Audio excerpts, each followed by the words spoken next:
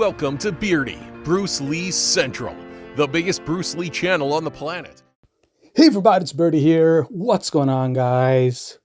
Okay, so back in the 90s, there was a rumor that Bruce Lee was traveling around the United States from state to state and asking senseis in karate dojos to spar with their students. And he would do this for years and years and years, since the middle of the 60s and right until 1973.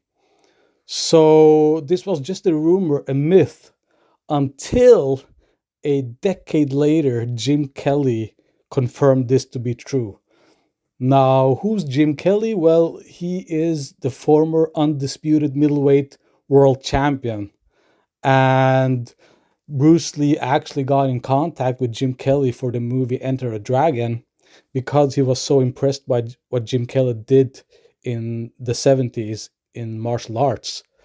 So Jim Kelly actually joined Bruce Lee in traveling around the United States and sparring with karate students and karate senseis. So what Bruce Lee did was go from dojo to dojo, and he would ask the sensei politely if he could spar with their best student. And this could go two ways. One way is that the sensei simply said no, and Bruce Lee would say, okay, thank you, and then he will move on. And the other one is that he would say yes, and he would spar with their best student.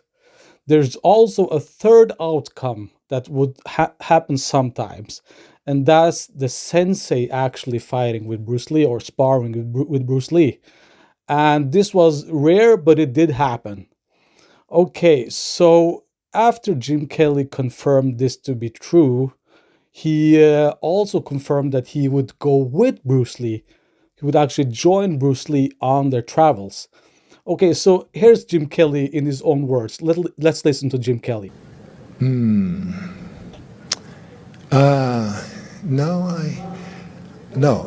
enjoyed working with John Saxon. Yeah. John Saxon's great. I was very fortunate to have, in my opinion, the greatest martial artist ever lived. Yeah. Bruce Lee. I'll talk to you about that later. Probably have questions for me on that. But in my opinion, I'll tell you right now, I fought the best. I trained with the best.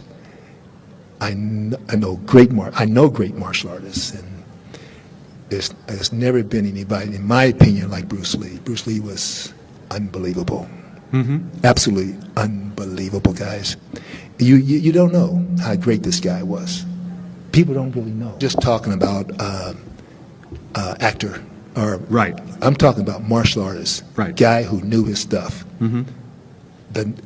This guy was.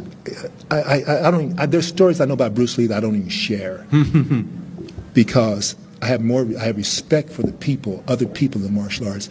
And it's not necessary for me to name names. I know who Bruce Lee sparred with. Yeah. I know. They won't tell you. But I know people he sparred with. I never mention their names either. But Bruce Lee was untouchable. Yeah.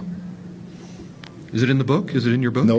I mention this, but I never tell the names. Can I get everybody to swear to secrecy? Can you say one name? No. Can you mix them up? Can you have a jumble of a name? I have too much respect. Can I guess?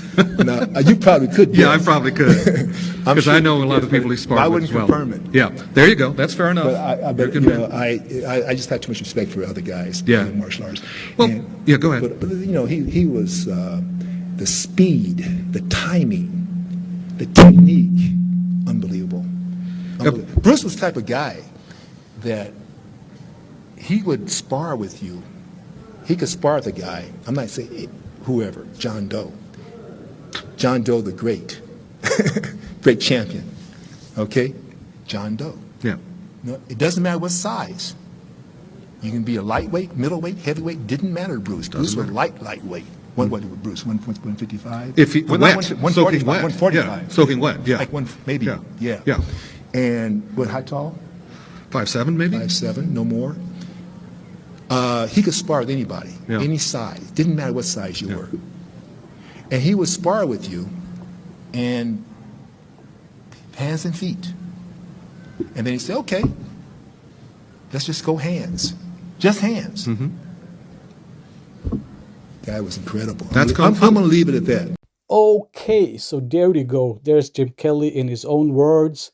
And Jim Kelly and Bruce would travel around the United States and they would spar against different karate students in different dojos.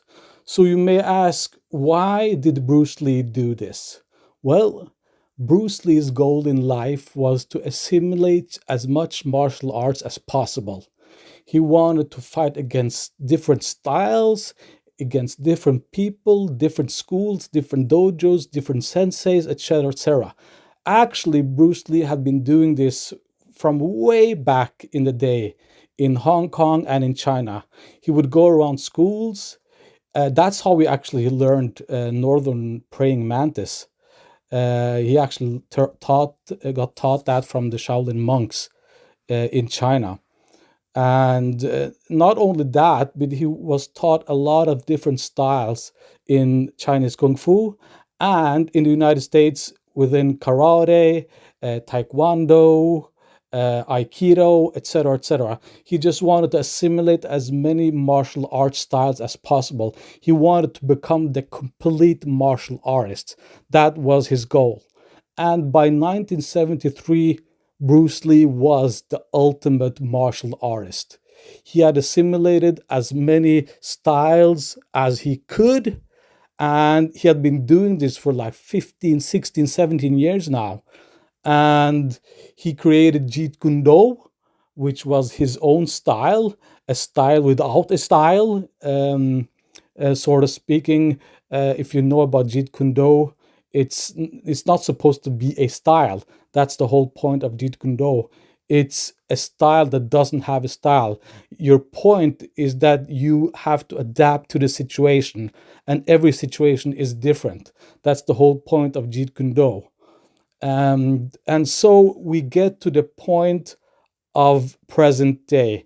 So when I started my channel, immediately I got mails from all over the country. People that had stories about Bruce Lee, meeting him, former karate students, former karate senseis, and just friends of Bruce Lee from back in the day. And that's cool, you know. I get these kinds of mails every day.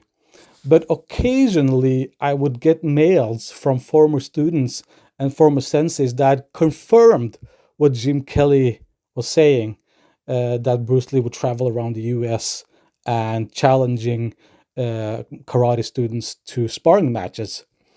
And recently, I got contacted by a true martial arts icon, a true karate icon. Now, he asked for his name to be anonymous. He didn't want any of this. He didn't want any attention put forward to this. He didn't even want to tell this story. But his reasoning is that he wants to tell the story before it's too late, before he can't tell the story anymore. And so I said, okay, I'm going to keep this as anonymous as possible. All I'm going to say is that he is a true karate icon. And if I mentioned his name, you would know who he was. Let's put it that way. So we talked for a while, and he confirmed that not only he, but several of his colleagues, senseis around the country, had been visited by Bruce Lee. And one of the incidents that happened that I had no idea that this happened. Bruce Lee went to a dojo and he met up with the sensei of that dojo. I'm not going to say his name. And he asked if he could spar with his strongest student. And the sensei said, no, you're not going to spar with my best student. You're going to spar against me. Because what had happened is that the rumor had spread.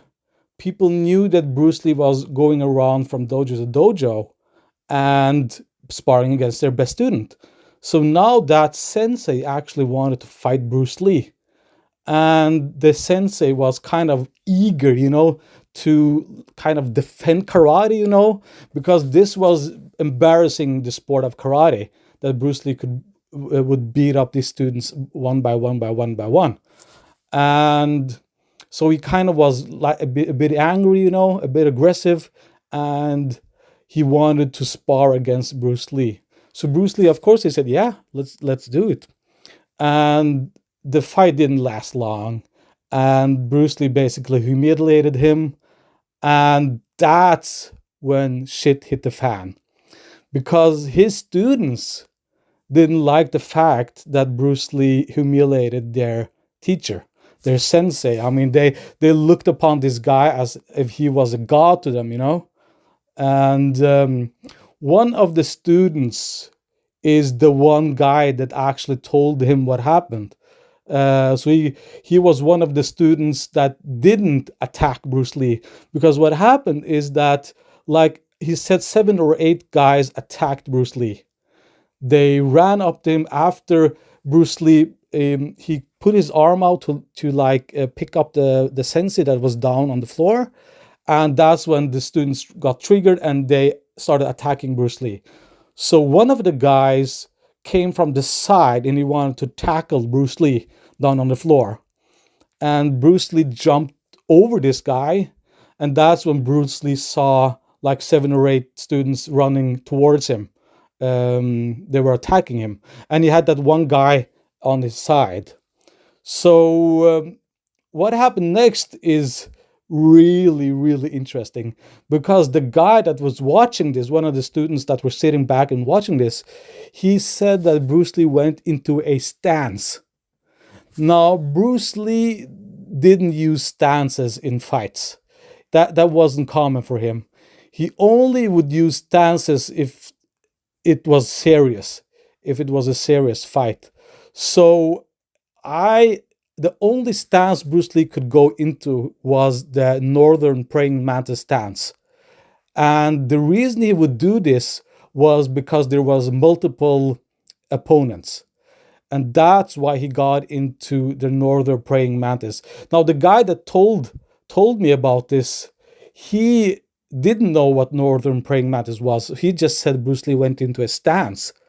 But I'm 100% sure that he went into the northern praying mantis style, because I know what happened. Because he said that just in a few seconds, it happened so fast that all of the students were grasping for air. They were grasping their neck and grasping for air. And actually, in actuality, they weren't grasping for air. They thought they were grasping for air. In actual fact, they got hit in a pressure point in their throat. So they could breathe fine, but it was a pressure point that got hit in their throat that incapacitated them. And it's a well-known pressure point. If you're a kung fu specialist like Bruce Lee, you could use something like that to incapacitate your opponent without injuring them. It's just basically a pressure point. And he said that when Bruce Lee went into his stance, he was holding 2 fingers up. And I mean, when I first heard this, I was so blown away, because, okay, so Bruce Lee goes into the northern praying mantis stance, and he holds 2 fingers up. And he uses these 2 fingers to hit the pressure points of 7 or 8 students at once. So we're talking like ba ba ba ba ba ba ba ba ba, like bam. And because he said that this whole thing lasted just for seconds, and they were all on their knees, and they were like holding their neck, and they were like, they thought they couldn't breathe, because it feels like you couldn't breathe. It feels like it, but in actuality, you can breathe just fine. But it feels like you're getting choked because you're hit in a special pressure point in the throat. So Bruce Lee took out half of this dojo, half of these guys, in a matter of seconds by using 2 fingers. So this just reminds me of when Goku fights Trunk. With Trunks, Trunk has the sword and Goku has that 1 finger. Yeah, it's like Goku versus Trunks with 1 finger.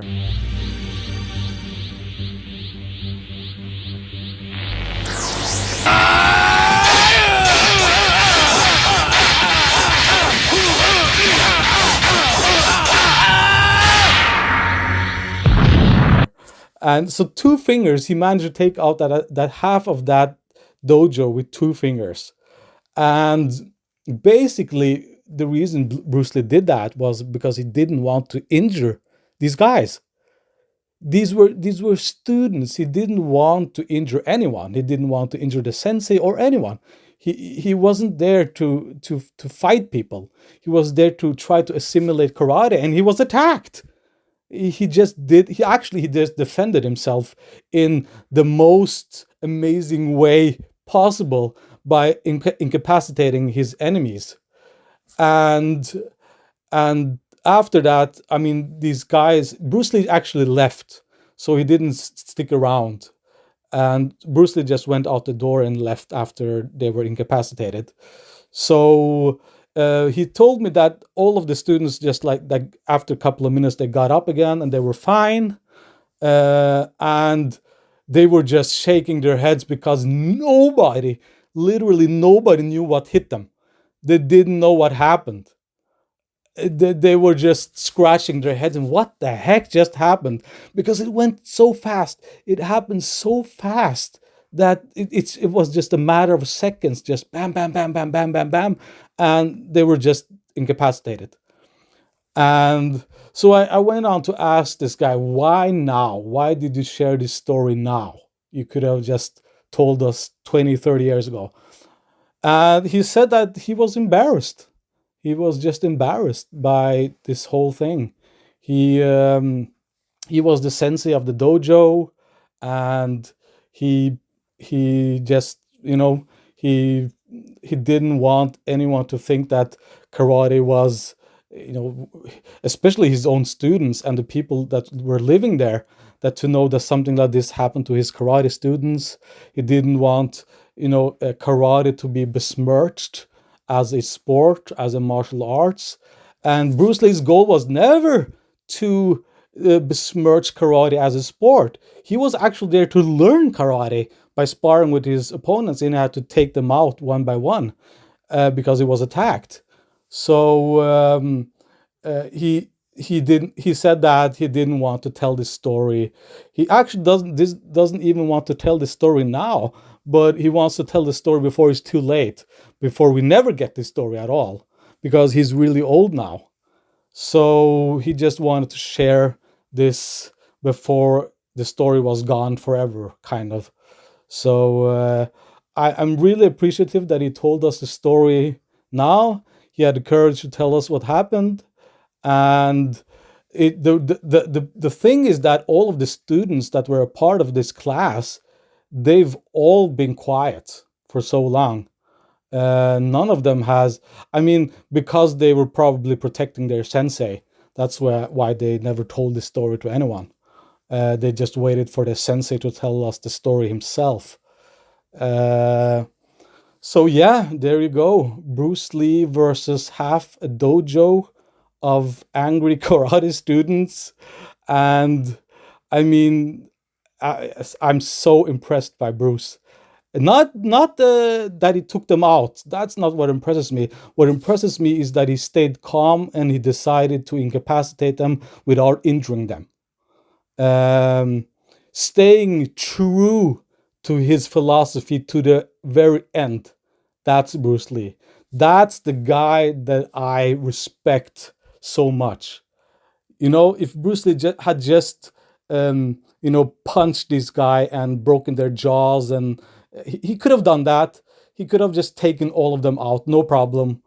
But the fact that he did it in this way, in this respectful manner, just goes to show what a guy Bruce Lee was. If you're ever wondering who Bruce Lee was, just tell them this story, and this describes him at the best, at the core. This is uh, this is fighting without fighting. Actually, that's what this is. He took them out, and he didn't even have to fight. He just used these pressure points to incapacitate them, and he just peacefully walked out the door because he understood that he wasn't welcome there. And I would have hoped that this sensei like had contacted Bruce and apologized for what happened, because Bruce deserved an apology. But at the time, karate was so gigantic in the US. It was so huge. Like everybody was practicing karate at the time.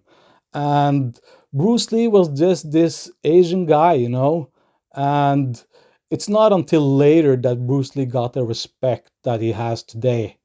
Back in those days, Bruce Lee, believe it or not, man, there was a lot of racism. There was a lot of, um, uh, people being protective of karate, not wanting outside influence, especially from the East, from Asia. Believe it or not, guys, those were the times, man. Those were the times, and people like Bruce Lee, man, they had to fight. They had to fight to get through. When Bruce Lee opened his dojos in San Francisco, there was a lot of resistance, man. A lot of resistance. What is this guy doing? He's opening dojos that are not karate dojos. Who is this guy? Who do you think he is? Stuff like that. So Bruce Lee had to fight adversity his whole life, and he did it in this respectful manner. And that goes to show the character of Bruce Lee. We know that if Bruce Lee wanted, he could have had like hundreds of belts and trophies uh, during the 60s and 70s.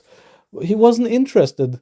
Even Chuck Norris said that whatever sport Bruce Lee had chosen, he would have won everything in that sport. It's that simple. uh, you know.